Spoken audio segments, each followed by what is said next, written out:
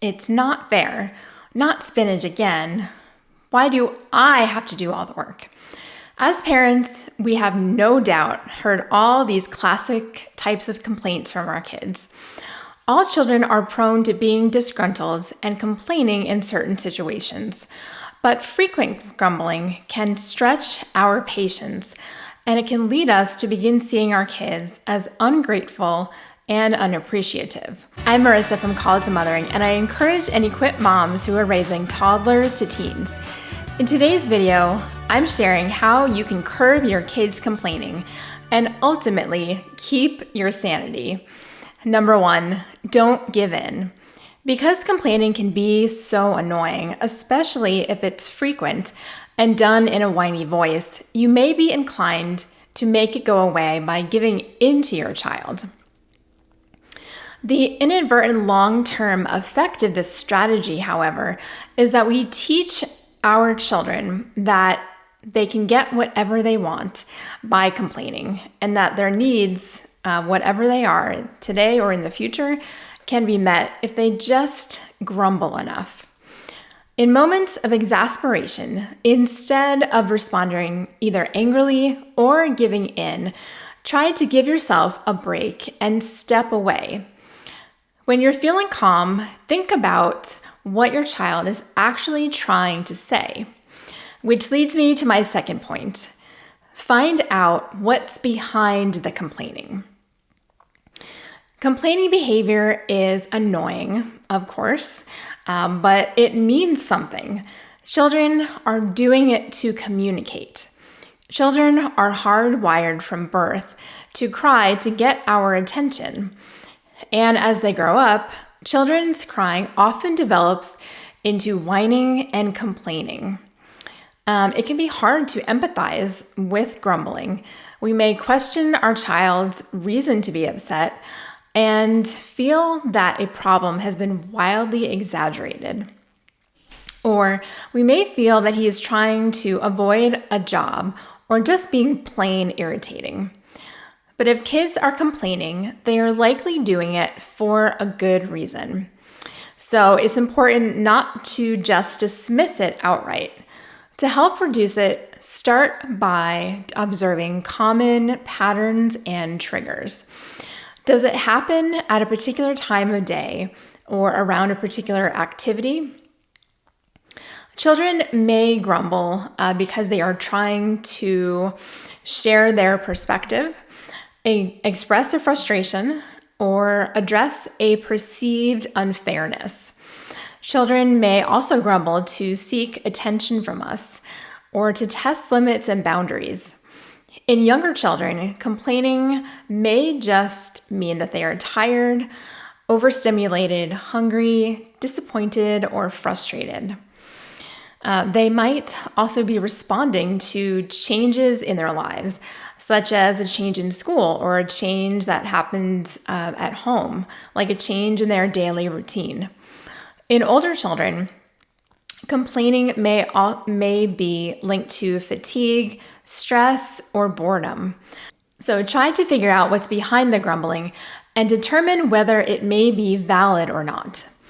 Shutting down complaints without addressing the underlying cause is likely to provoke more complaining, and it will do little to teach children about useful communication. Number 3, actively listen.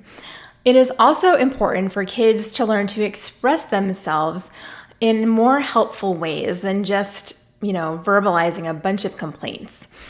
Adult-child and adult-teen communication can be tricky, especially if we focus on the negative tone rather than the message behind it. But you can break this cycle. The key is to actively and calmly listen. Avoid being dismissive, raising your voice, or labeling your children as whiners.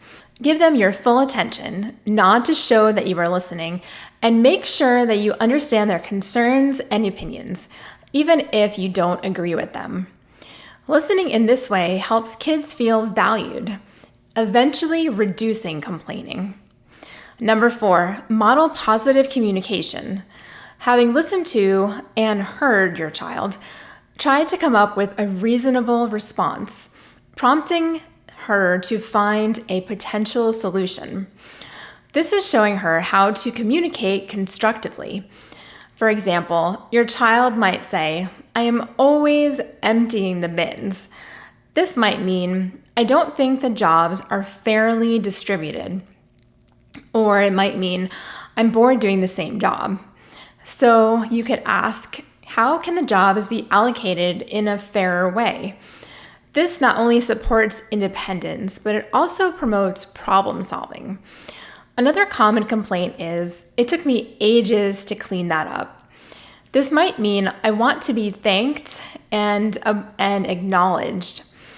So you could respond by saying how much better the area looks and also thank her for her time and effort. Or you might hear from another child, "Having those chairs in the hallway is so dumb." This might actually mean, "I've got some better ideas about how we organize our house." You could say that you are interested in alternative ideas, but only if they are expressed with respect. Once your child speaks politely, if a small change is reasonable, you could ask her to help adjust the space using a mix of both your ideas, which teaches teamwork.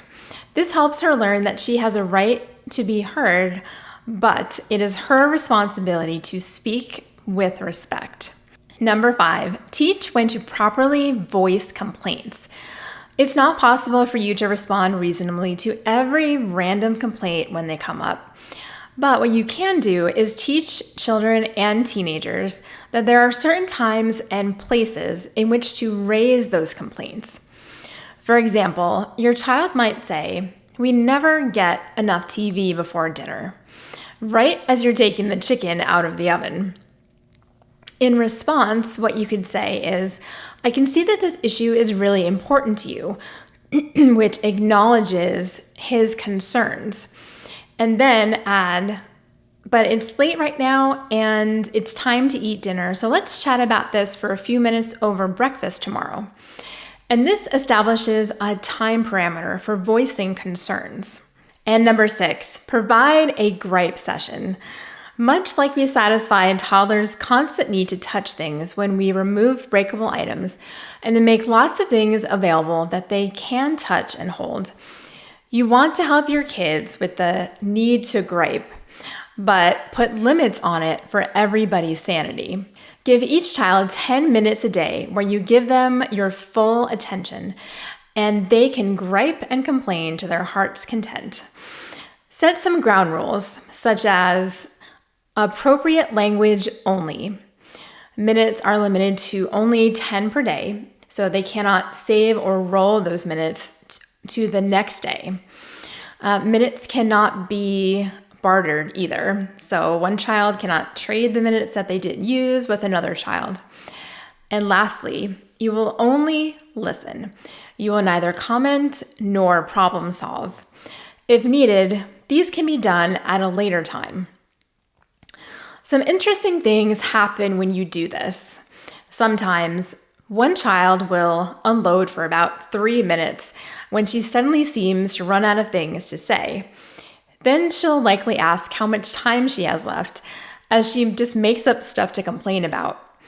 Pretty soon, in order to say something and just use up her time, the complaints tend to get really silly, and it can turn into a giggle fest, because what happens is she eventually hears how silly she's being, and she realizes that the complaining is over the top. Another child who may not be as expressive as the first will be done in about a minute, and when he finishes, says, "Wow, that felt good. I'm all done." Both kids, regardless of their age, hear how the complaints sound when they're all put together in an uninterrupted stream. The secret in using this tool is that you make sure to tell your kids that complaining is okay in a family as long as it is limited. So you set a limit for 10 minutes per day. You step back and let the kids hear themselves complaining. And you only laugh when the kids start to laugh at themselves. This is really important. You don't want to interrupt them, and you also don't want to argue or comment negatively. This could end up in everyone being upset, and then the kids would be distracted from hearing what they were saying. And this is the whole point. You want your children to hear how they sound when they are just rapid firing off those complaints.